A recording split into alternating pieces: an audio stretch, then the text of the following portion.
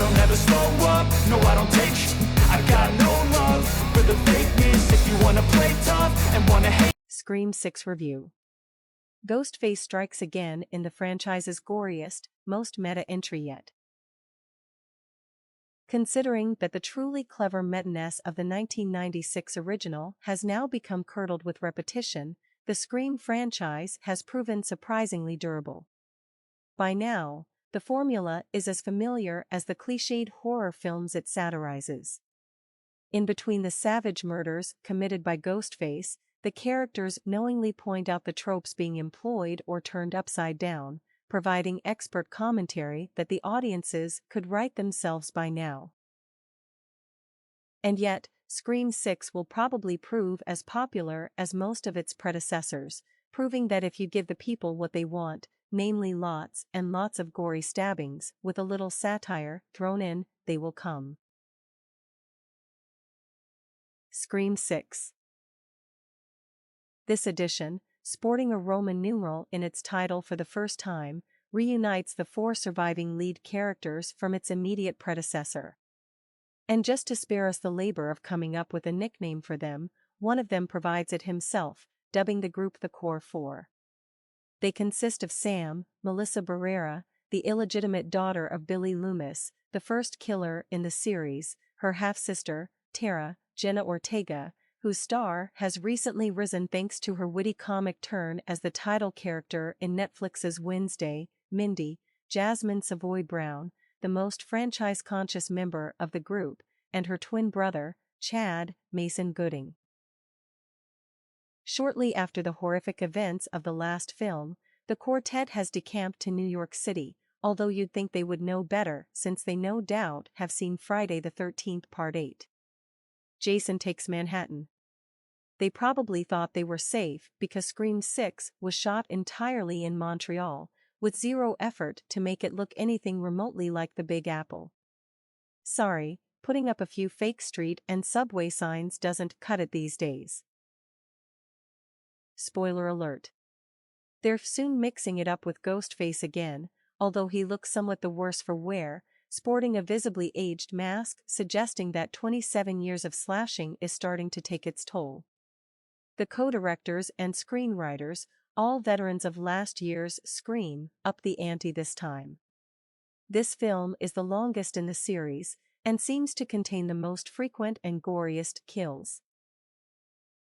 What counts for innovation in the series is Ghostface using a shotgun to dispatch one of his victims, which goes to show how low the originality stakes have gotten. Although considering the number of his victims who managed to survive multiple stab wounds to vital organs, it makes you think what he really needs is a good knife sharpener. As is the series wont, this edition brings back several veteran characters, including Courteney Cox's Gale Weathers, who gets a face-off with Ghostface that proves one of the film's highlights, and Hayden Panettiere's Kirby Reed, now an FBI agent. Their appearances got big applause from the audience at the screening I attended, who clearly have a soft spot for any character who can survive for more than one film.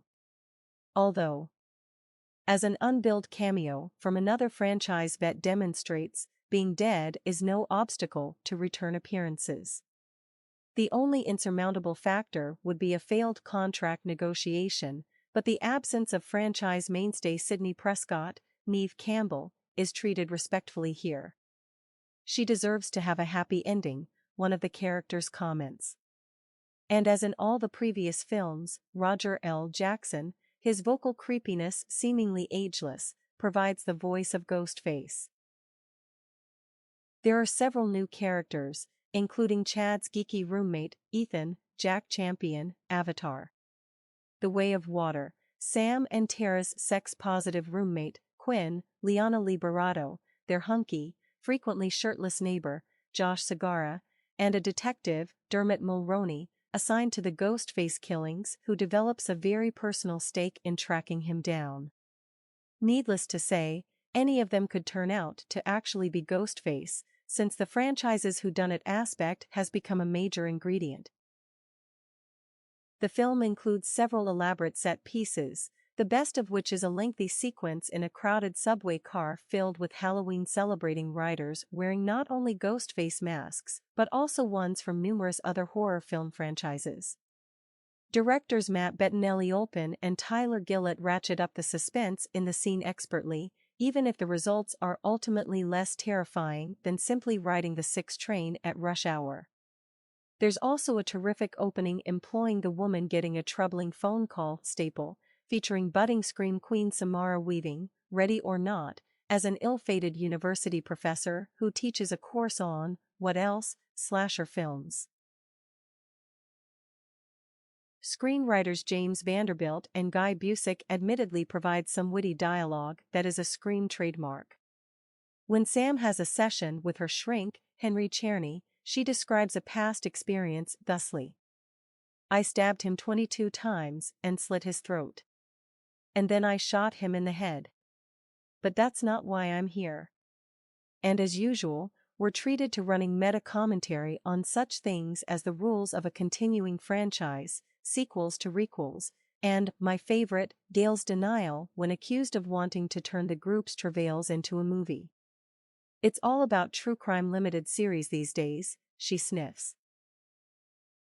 This is a franchise with its head so far up its own behind, though, that this installment includes a plot element about a shrine to itself, located in an abandoned movie theater and featuring props and other paraphernalia from the films that preceded it. Don't be surprised if the touring exhibition comes to your city soon. Ultimately, Scream 6 delivers exactly what the fans expect, which is more of the same. If you wanna play tough and wanna hate this, I'll always show up and make a statement. I don't ever slow up, no I don't take shit. I got no love for the fakeness. If you wanna play tough and wanna hate this, I'll always show